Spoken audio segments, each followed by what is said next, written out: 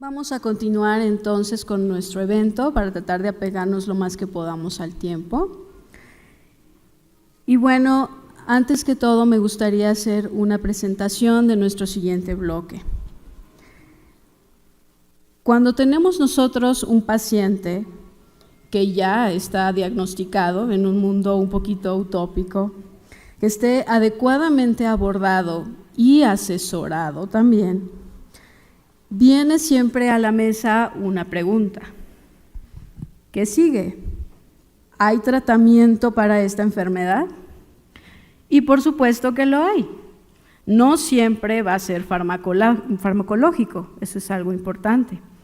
Y claro que se requerirá un abordaje multidisciplinario siempre. Pero también habrá casos en los que exista algo más que eso, más que un tratamiento o una terapia, la terapia génica.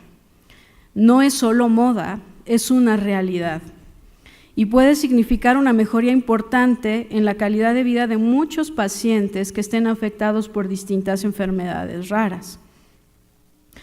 A continuación, tendremos un bloque que está dedicado enteramente a ello, que está coordinado por el doctor José Elías García Ortiz, quien es médico cirujano con maestría y doctorado en genética humana, jefe del Laboratorio de Diagnóstico Bioquímico de Enfermedades Lisosomales en el Centro de Investigación Biomédica de Occidente del Centro Médico Nacional de Occidente del IMSS, miembro del Sistema Nacional de Investigadores Nivel 2, expresidente de la Asociación Mexicana de Genética Humana AC en el periodo del 2019 al 2021 y actual presidente de la Red Latinoamericana de Genética Humana AC del periodo 2023-2025. Démosle un aplauso, por favor.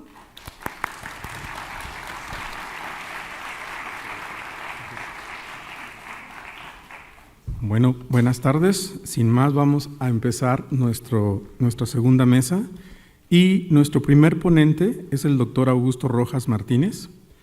Augusto es genetista, tiene una amplia trayectoria en investigación y docencia, también en genética humana. Pasan la cortinilla, por favor.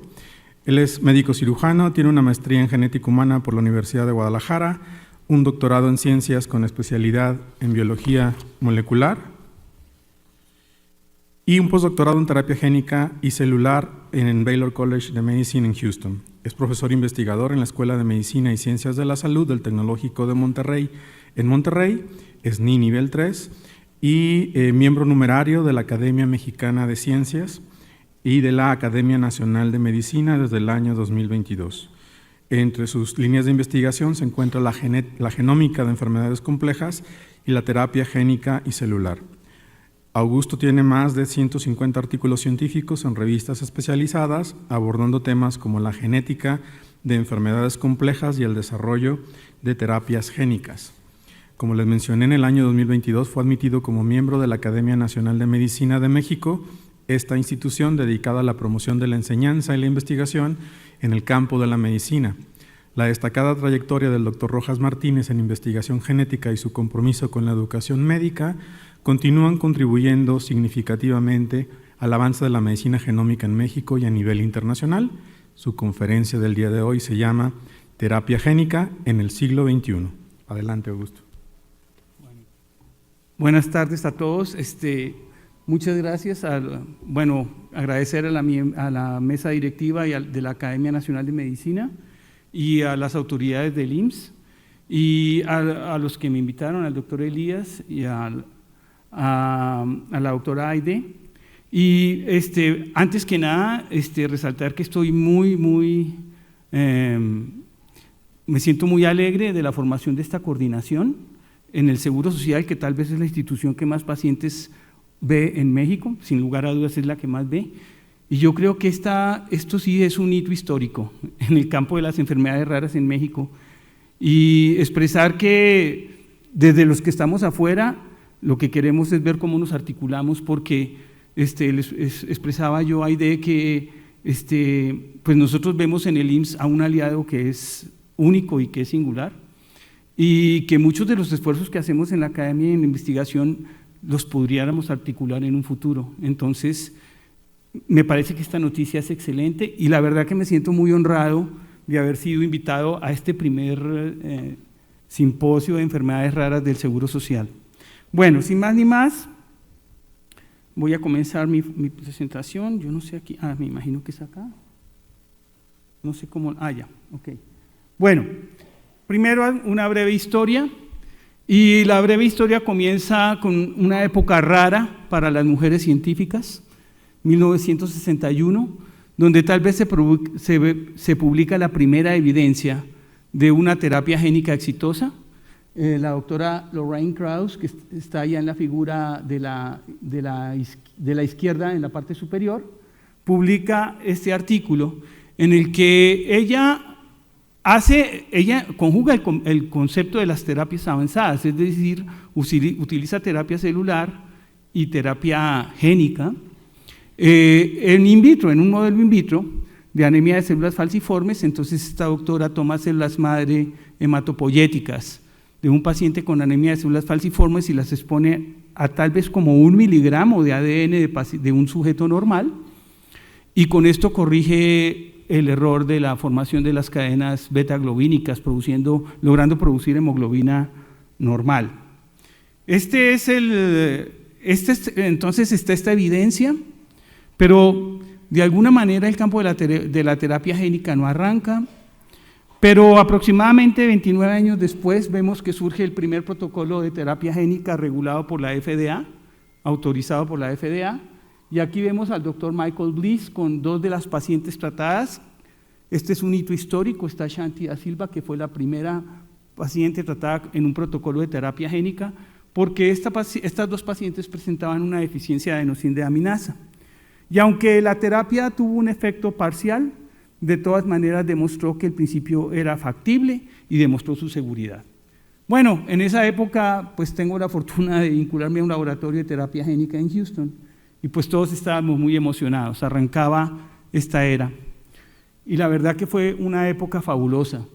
Sin embargo, 10 años después tuvimos algunos problemas por el fallecimiento de un paciente en un protocolo para ornitiltranscarbamilasa en la Universidad de Pensilvania, y también porque en Francia también se reportaba unos 2 años después la aparición de leucemia en niños que estaban siendo tratadas con un vector lentiviral para la inmunodeficiencia ligada al X. Estos 2 eventos definitivamente tuvieron un impacto muy importante en el desarrollo de la investigación clínica en terapia génica, pero afortunadamente los investigadores en el mundo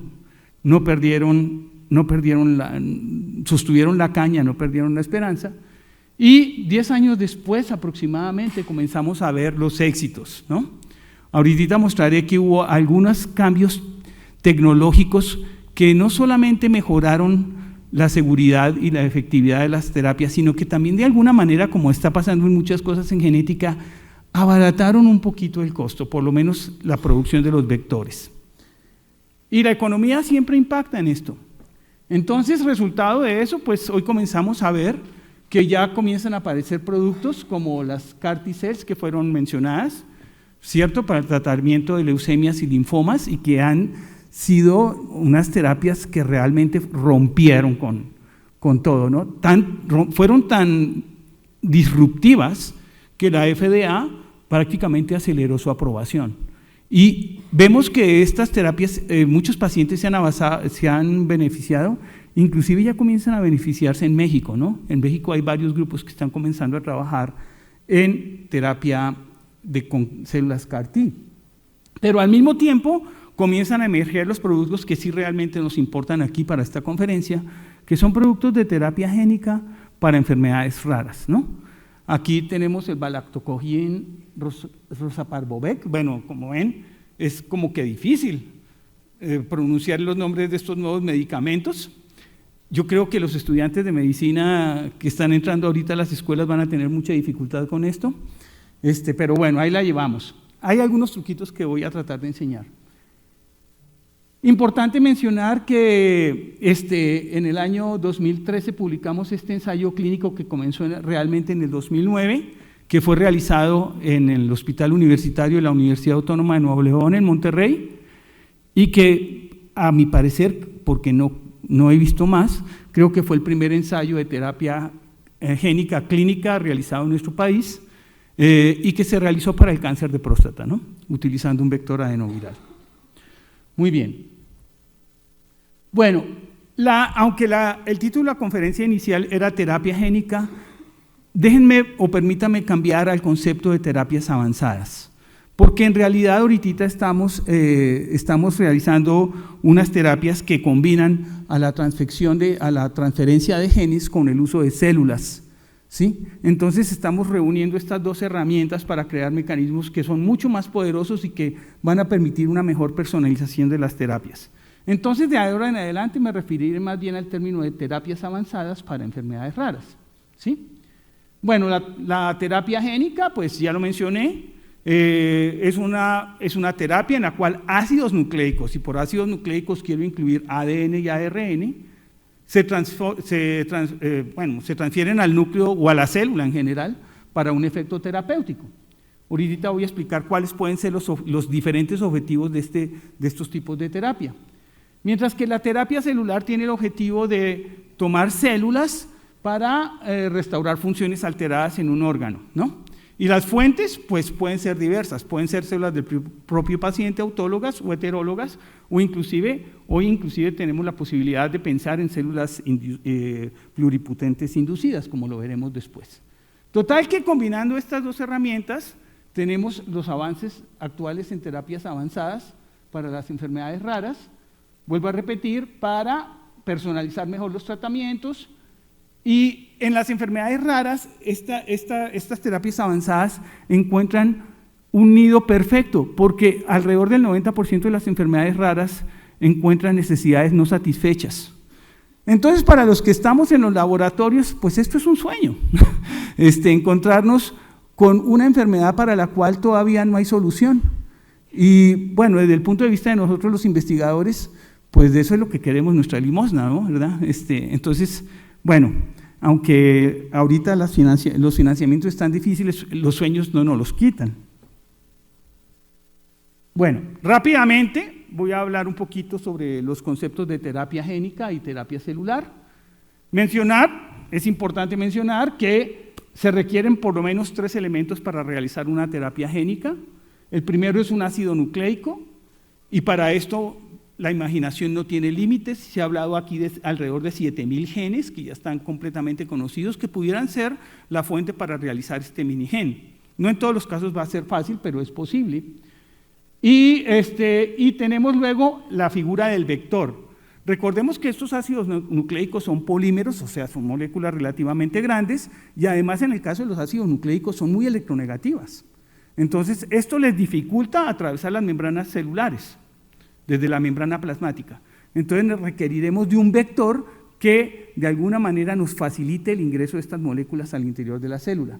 Estos vectores generalmente se dividen en 2 grupos, los virales y los no virales. Los no virales son aquellos mecanismos físico-químicos que usamos en todos los laboratorios de biología molecular para transfectar células o para transformar células con ácidos nucleicos. Y los vectores virales pues, nos ofrecen la ventaja de millones de años de evolución de los virus para transducir células. Entonces, es importante mencionar eso. Y finalmente, aunque esto al principio de la terapia génica no estaba de alguna manera muy claro, pues necesitamos una célula blanco, ¿sí? Pero la buena noticia de hoy es que las células blanco ya pueden ser muy bien seleccionadas. Y como veremos en la siguiente parte de la diapositiva, podemos utilizar diferentes formas de administración de los vectores de terapia génica. Entonces tenemos las terapias in vivo, en la cual una modalidad es la terapia in situ, en la cual el vector se aplica directamente en el paciente, en el órgano que está afectado. Por ejemplo, en este caso se está demostrando una aplicación en el hígado, ¿sí? Pero también tenemos la posibilidad de hacer las terapias ex vivo, en la cual tomamos células progenitoras, particularmente células hematopoyéticas, pero no es la única fuente, ¿sí? Las podemos llevar al laboratorio, en el laboratorio las modificamos con los genes que nosotros queremos introducir para hacer una terapia, e inclusive nos podemos dar el lujo de seleccionar una población de células altamente transducida y luego regresar este paquete vía, diferentes vías, pero la más común es la vía catéter central, para que estos vectores se diseminen por todo el cuerpo y encuentren el lugar donde deben, encuentren su nicho natural, por ejemplo, las células hematopoyéticas irán a la médula ósea y ahí ejercerán el efecto terapéutico. Bueno, ¿cómo se genera un vector? Esta es una pregunta bastante interesante. Yo aquí traigo una diapositiva que fue lo que me tocó vivir a mí en mi postdoctorado, en la cual hacíamos vectores adenovirales. Pero la sencillez del sistema adenoviral es por la razón que la traigo, porque tal vez es el vector con el que mejor podemos explicarle a los estudiantes cómo se hace un vector viral. Entonces aquí tenemos en la parte superior una barra verde que representa el genoma del adenovirus en este caso, y vemos que hay una sección que es gris, una barrita gris, que contiene genes que son necesarios para la replicación viral. Pero en este caso los hemos eliminado con dos objetivos. Primero, generar un vector seguro, y el segundo, generar un espacio para poder introducir un minigen y que más o menos repita o por lo menos regenere el tamaño del vector viral y pueda ser empacado dentro de una cápside. En el caso de los vectores adenovirales, tenemos la circunstancia de que existe esta línea celular derivada de riñón fetal humano HEK293, que en los años 70 se creó mediante la transfección de células de riñón fetal humano con segmentos de adenovirus. Y resulta que esta clona, 293, adquirió los genes E1A y E1B que hacen parte de la cajita gris que estaba arriba. Entonces, administramos al sistema los genes que se necesitaban para replicar los vectores virales, pero en trans, no en cis. De tal manera que si nosotros tenemos esa construcción y la otra construcción que es un plásmido que vemos en la otra figura, que contiene una cajita roja que es mi gen de interés, mi gen terapéutico, flanqueado por dos regiones verdes y los dos los cointroducimos dentro de esta célula, entonces bajo condiciones de laboratorio podemos esperar que algunas de estas células por recombinación homóloga intercambien la cajita gris por la cajita roja y se genere el vector terapéutico y que las proteínas E1A y E1B repliquen los genomas virales y sean capaces de encapsularlos para tener entonces ahora una producción de vector. Más o menos estos son los lineamientos generales para la producción de cualquier vector viral de los que hay. Pero yo quisiera llamar la atención de uno de los grandes desarrollos que fue el desarrollo de los vectores adenoasociados, ¿sí? Que pertenecen al grupo de los parvovirus porque se llaman parvovirus, los que saben mucha pediatría, pues porque son virus muy chiquitos, son de los virus más chiquitos que hay en la naturaleza y tienen varios serotipos. La ventaja de estos vectores es que se demostró más o menos por esa época, por los años 2005 a 2012, se comenzaron a serotipificar varios de estos virus y se encontró una característica que era muy interesante y es que estos virus tenían tropismo, cada serotipo tenía un tropismo por un tejido particular. Entonces, por ejemplo, vemos que el virus adenoasociado tipo 2 tiene tropismo por el sistema nervioso central y por la retina. Y vemos que, por ejemplo, el tipo 6 tiene tropismo por tejido muscular, e inclusive pues no está ahí en esa diapositiva, pero también tiene tropismo por células hematopoyéticas. Entonces, ¿qué es lo que nos facilita esto? Que ya podemos hacer una inyección sistémica del vector y estos vectores irán preferencialmente al sitio donde queremos hacer la terapia. ¿Sí? Muy bien. Bueno, ¿cuáles son los mecanismos que no mencioné en la primera diapositiva? Perdón, aquí algo se me está calentando. Ok. Bueno, ¿qué podemos hacer en el campo de las enfermedades raras para tratarlas? Obviamente que lo que primero se nos viene a la cabeza es que si un paciente tiene una mutación por un gen defectuoso, ¿por qué no reemplazamos esa copia defectuosa por una copia tipo silvestre, por una copia funcional? ¿Sí? Entonces, la mayoría de protocolos se basan en ese principio. Y entonces tenemos el onasemnogin, Parvovec, ya los que hayan visto, Parvovec es vector, es un virus adenoasociado, ¿verdad? Entonces ahí vamos disecando de dónde salen los nombres. Que es el tratamiento aprobado por la FDA, es uno de los tratamientos aprobados por la FDA para la atrofia muscular espinal, ¿verdad? Que la explicaré un poquito más adelante.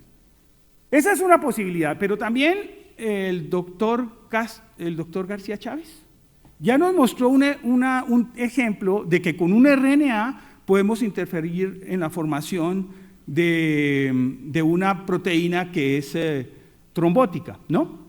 Bueno, aquí pongo otro ejemplo. Esta es una proteína, esta es un RNA diseñado para el tratamiento de las porfirias de las porfirias hepáticas, en la cual el RNA encuentra complementariedad con el RNA mensajero de la ácido lebulínico delta ácido lebulínico sintasa e interfiere en la producción de esta enzima en el hígado, ¿sí? De tal manera entonces que ahora esta conjugación entre succinil-CoA y glicina para formar esta sustancia que es la precursora del grupo M ya no va a existir. Entonces podemos tener esta terapia que también ha sido muy efectiva para el tratamiento de las porfirias. Y finalmente hablaremos de la edición genética, que es una técnica revolucionaria en la cual de alguna manera a nuestro antojo podemos modificar un gen, regresar por ejemplo algunas bases nitrogenadas o inclusive interrumpir un gen que no queremos que esté expresándose. Eso lo explicaré también un poco más adelante. De tal manera que este artículo del 2018 por algunos de los investigadores más importantes en el campo de la terapia génica nos comenzaron a ilustrar sobre los principales avances que a partir más o menos de esa época comenzaron a desarrollarse para ver todas las cosas, las buenas noticias, otra vez buenas noticias que hoy podemos tener. El desarrollo de los vectores adenoasociados, y aquí el cambio también fue industrial o ingenieril, porque también se encontraron métodos mucho más sencillos de poder generar este vector. Se llaman adenoasociados porque de alguna manera requieren los mismos genes que requieren los vectores adenovirales para su replicación. Pero conjugar estos dos mecanismos genéticos inicialmente en el laboratorio era muy difícil y era poco eficiente. Sin embargo, este problema se solucionó y ahora estos vectores adenoasociados son más fáciles de producir y además se pueden producir a escala industrial. Bueno, a una escala medio industrial. Sin lugar a dudas, el otro era el desarrollo de los vectores lentivirales, ¿sí? Que son hermanos o primos del virus del HIV, del virus causante del SIDA, y que claro que ahí el reto era volverlos muy seguros, ¿no? Entonces hubo un enorme desarrollo en generar estos vectores que son extremadamente seguros en la actualidad, pero que tienen la capacidad de, como son retrovirus, en realidad son retrovirus, entonces tienen la capacidad de generar la hebra de RNA, reconvertirla a un DNA de doble cadena e insertarla en los cromosomas para terapias que son pues, prácticamente de duración completa, posiblemente de toda la vida, cosa que no tenemos todavía claridad, pero es posible que así vaya a ser. Bueno, esta revista, el Journal of Gene Medicine, siempre nos presenta cómo van los avances en la terapia génica, y aquí nos muestra que, por ejemplo, en la actualidad ya tenemos alrededor de unos 3.000 ensayos clínicos, todavía esto es experimental, pero si vemos en fase 4, es decir, cuando ya una agencia reguladora ha aprobado el producto, vemos que en el 23 hay por lo menos 5 productos aprobados, ya sea por FDA o por EMA, para la terapia génica, ¿sí? Pero una cosa que también observamos aquí en el pastel inferior es que el principal objeto de los estudios de terapia génica sigue siendo el cáncer, ¿sí? En la actualidad pues es como alrededor del 70%, pero hay una buena noticia para las enfermedades raras. Ya ocupan el segundo lugar con alrededor de un 13% de los ensayos clínicos. Esto lo menciono porque cuando uno analiza la evolución de la terapia génica desde el año 89, las enfermedades raras siempre ocupaban un lugar quinto, sexto, séptimo. Entonces, de esos lugares, ahorita ya representan el segundo lugar. Entonces, eso también es algo muy bueno. Bueno, ejemplos de terapias génicas que han sido aprobadas y que son fantásticas. Esta es la terapia para este tipo de retinitis pigmentosa que se llama amaurosis congénita de Leber. Esta ya se ha aplicado en México, ya hay ejemplos de pacientes que han sido tratados, creo que bajo la supervisión del doctor Juan Carlos Centeno. Creo que en esas están. Pero bueno, ¿de qué se trata aquí? Tenemos las células fotorreceptoras. Dentro de las células fotorreceptoras tenemos los discos de opsina que cargan a esta molécula derivada del ácido, de la vitamina A, de los retinoides, que tiene esta conformación de retinal 11-cis, ¿sí? El retinal 11-cis, cuando es impactado por la luz, tiene un cambio conformacional, y ese cambio conformacional genera una diferencia de potencial eléctrico en el fotorreceptor, y eso es lo que nos permite el fenómeno de la visión. Interesantemente, la naturaleza, que recicla todo y no desaprovecha nada, regresa a esta sustancia ya convertida en su modo todo trans, que ya no es útil, la regresa al epitelio pigmentario de la retina, que está en color, aquí está un poquito en color rosita, ¿sí? Y ahí existe esta enzima RPE65, la causante, las mutaciones en este gen son las causantes de la amaurosis congénita de Leber. Y entonces también tenemos un vector adeno asociado que se puede inyectar, y para esto necesitamos un oftalmólogo, un cirujano oftalmólogo con muchas habilidades, para llegar hasta la parte posterior de la retina e inyectar el vector en el epitelio pigmentario.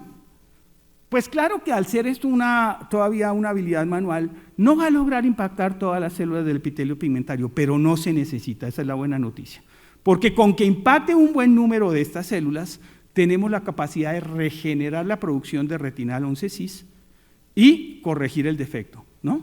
Y los resultados que se pueden ver en los videos de estos niños, no piensen en todo el video porque gasta mucho tiempo, es de cómo recuperan la visión si se tratan a tiempo, ¿no? Si se tratan a tiempo, antes de que las células fotorreceptoras desaparezcan del sistema. Y el otro, sin lugar a dudas, creo que ya lo mencionó el doctor Francesc Palau, ¿no? El tratamiento de terapia génica de la atrofia muscular espinal. Aquí vemos, me quiero centrar particularmente en el gen SMN1, surbivina de la motora neurona 1, que es una proteína esencial para proteger a la neurona de la asta anterior, de la apoptosis y de sí, durante el desarrollo. Entonces esta surbivina, pues qué nombre tan bien puesto, ¿no? La verdad que los biólogos moleculares siempre me han caído bien porque como que ponen nombres correctos a las cosas que deben ser. Entonces, si tenemos la posibilidad de poner este gen dentro de este vector adeno asociado, ¿verdad?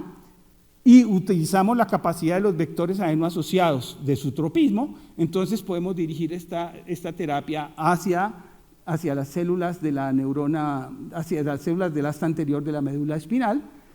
Y esto se hizo originalmente vía sistémica, catéter central, pero creo que ya hay algunos protocolos que utilizan la vía tecal.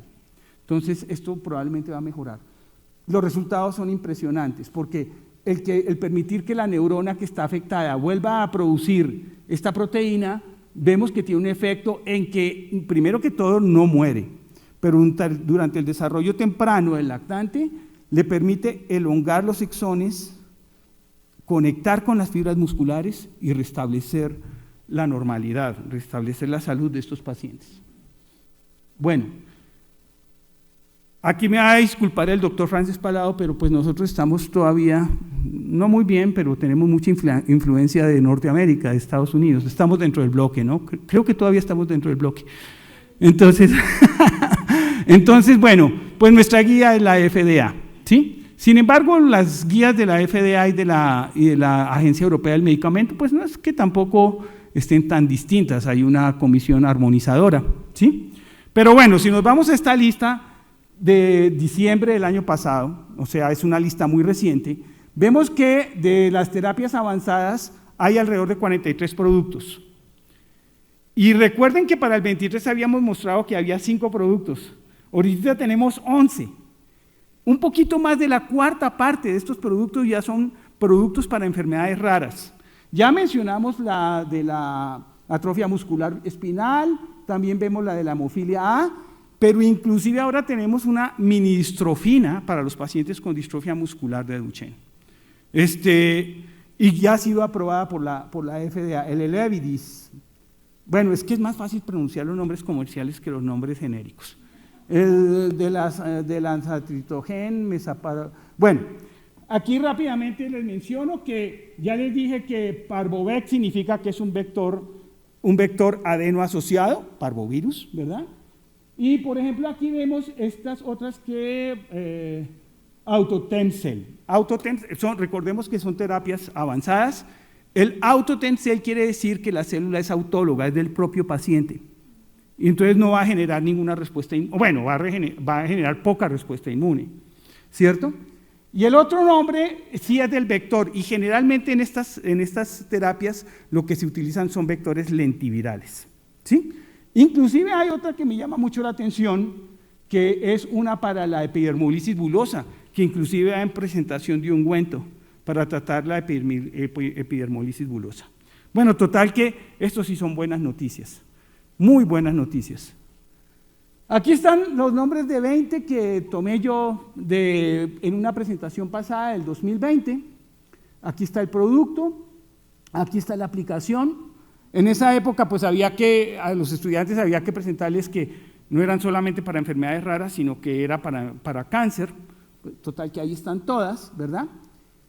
Y lo interesante aquí, bueno, primero es que los nombres son difíciles de pronunciar otra vez, pero la otra característica que muestra esta diapositiva son los costos iniciales de estas terapias, ¿no? Por ejemplo, la terapia de la atrofia muscular espinal, alrededor de $2 millones. Y esta que tenemos para la hemofilia, creo que se acerca a los $3 millones, ¿sí? Bueno, esto es la noticia que, pues, como que feíta, ¿sí? Sin embargo, yo creo que la tenemos que tomar desde el punto de vista amable, y ahorita voy a explicar por qué, ¿sí? Bueno, la terapia celular, sin embargo, también es otro aliado en esto de las terapias avanzadas. Recordemos que si es una célula muy temprana, entonces tenemos una célula totipotencial capaz de generar tejidos placentarios, pero también embrionarios. Y si ya tenemos un blastocisto, entonces ya tenemos una masa interna, entonces una célula tomada de ahí solamente la llamaremos pluripotencial, en teoría, porque nos genera cualquier estructura del embrión, ¿sí? Pero luego durante la gastrulación, entonces se nos generan los 3 tipos de capas, entonces tendremos las células endodérmicas, las mesodérmicas y las ectodérmicas, y de ahí podríamos tener precursores para cada uno de sus tipos celulares, ¿verdad? Y me llama la atención esto de que, por ejemplo, una de las áreas en las que yo he trabajado mucho es en las mesenquimales, que son derivadas del mesodermo, ¿sí? Pero está claro que las mesenquimales las podemos diferenciar a tejido neural, podemos generar neuronas y podemos generar tejido glial. Entonces, por eso yo decía que en teoría, porque todos estos conceptos siempre terminan siendo muy relativos, ¿sí? Y terminan siendo extremadamente relativos. Aquí hay que honrar al precursor de las terapias celulares, el doctor Donald Thomas, que no solamente lo traigo por ser el precursor de esto, sino también por mencionarles que fue un investigador que se inventó el trasplante de células hematopoyéticas para tratar leucemias y para tratar inclusive enfermedades monogénicas que podrían ser tratados, por ejemplo, muchas enfermedades lisosomales, ¿cierto?, tratando vías hematopoyéticas, pero que en sus trabajos que comenzó a hacer a finales de los 50 y los 60 sufrió muchas críticas, pero bueno, la historia le dio la gloria y le dio el premio Nobel, ¿verdad?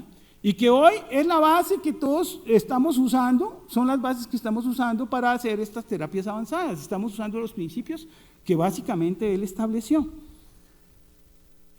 Y aquí viene otro premio Nobel, bueno, en realidad fueron 2, pero Yamanaka otra vez acabó con estos paradigmas de la programación celular y del destino de las células, porque él fue capaz de demostrar que fibroblastos de un paciente adulto que eran transfectados con estos 4 genes desprogramaban las células hasta convertirlas en células embrionarias pluripotentes, entonces son unas células inducidas, ¿sí? Y en esto hay mucha investigación en todos los laboratorios del mundo, y aquí otra vez vuelvo a hacer este llamado. Increíblemente, si yo estoy en un laboratorio en Monterrey y tengo la capacidad de tener células pluripotentes inducidas, quiere decir que es algo que ya se popularizó y que podemos trabajar todos en esto. ¿Sí? Son herramientas que ya existen en nuestros laboratorios, entonces que ya las podemos utilizar. Entonces, bueno, aquí pongo una serie de vectores virales y no virales que pueden integrar el material genético o que permanecen como elementos episomales, es decir, que no integran el material genético dentro de los cromosomas, que permiten increíblemente diseñar terapia prácticamente para muchas cosas. Y esto va a ser una parte importante en el futuro cuando logremos demostrar mucho más la seguridad de las células pluripotentes inducidas, que es algo que todavía se está evaluando. Entonces, la imaginación aquí es increíble, todo lo que podemos hacer y a lo que podemos impulsar a nuestros estudiantes.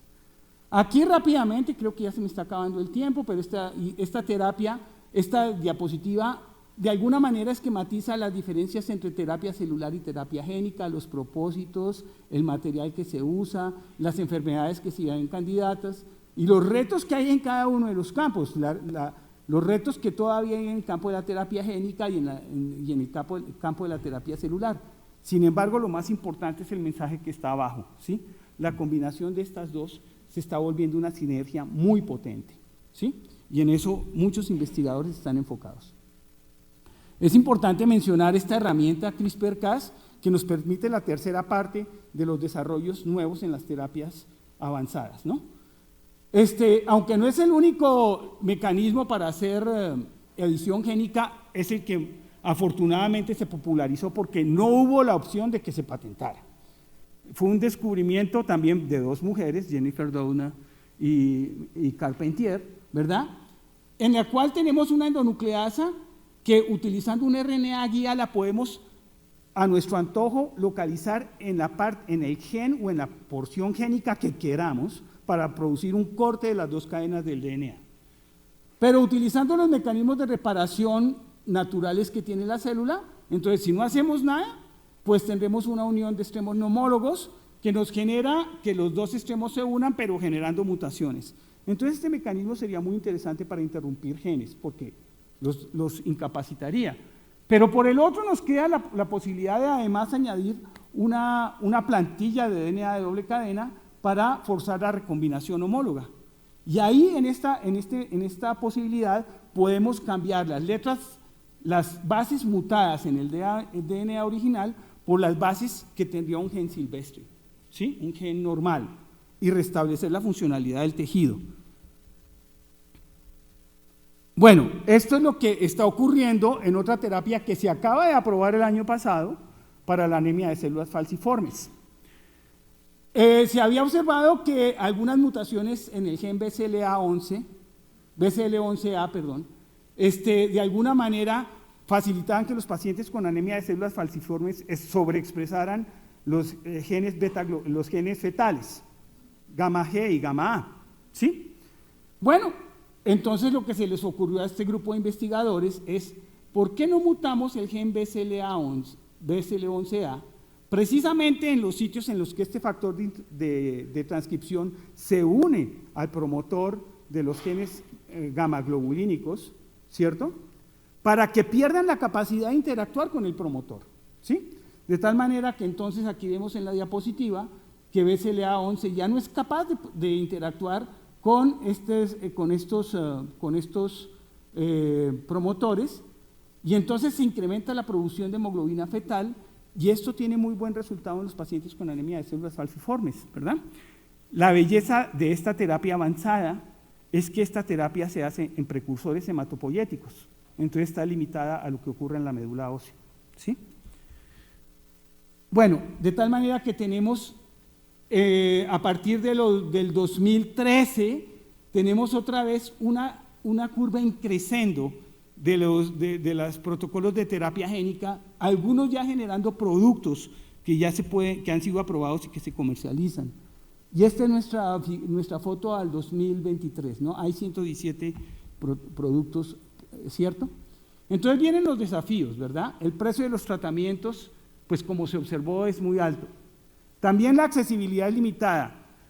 La accesibilidad también es limitada porque si imaginamos que tenemos que utilizar células, tenemos que tener laboratorios preparados para manejar células, para manipular células y traducirlas en vivo, ¿sí? Todavía esto sigue siendo una limitación. También hay desafíos regulatorios, pero a partir de la pandemia de COVID-19, también, y de estos desarrollos que ha habido en el campo de las terapias avanzadas, pues también las agencias regulatorias como que cada vez se han concientizado de qué se puede realizar para mejorar el costo y toda la papelería que hay que hacer para todos estos. Entonces, ahí hay posibilidades de mejoría, ¿verdad? Y la infraestructura médica que se quiere para esto. Les mencionaba yo que esto de los costos es un problema, pero utilicemos una canción de los Beatles, ¿verdad? Let It Be. Qué bueno que están, ya existen. Eso es la buena noticia, ¿sí? Existen y el debate que generan, no solamente en un futuro podrá impactar en que disminuya el costo y mejore la accesibilidad, sino que también impulsa a los investigadores al desarrollo de productos alternos, ¿sí? Que probablemente en un futuro no solamente van a mejorar lo que ya existe, sino que se van a ampliar a una gama mucho mayor de enfermedades que todavía no están cubiertas, ¿sí? Entonces, para mí, yo creo que esa es la buena noticia. Pero también todavía tenemos otros desafíos. Estos desarrollos son muy recientes. Entonces, esta historia de que estas terapias tienen una larga duración todavía está por verse, ¿sí? Todavía está por verse. Pero seguramente que vamos a encontrar una respuesta que también es positiva para eso. Y yo creo que aquí termino. Bueno, esto es las conclusiones, ¿verdad? Hay avances muy significativos y hay enfermedades que ya pueden ser tratadas con estas terapias. Los resultados hasta el momento son prometedores.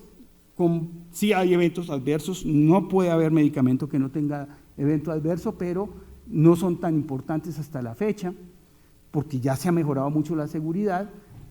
Siguen los desafíos de los costos, la regulación y cómo mejorar las facilidades o abaratarlas para que esto esté más accesible a más pacientes. Pero cerremos con el último renglón, el futuro. Realmente yo sí pienso que el futuro es muy prometedor. Y con esto termino la presentación. Muchas gracias.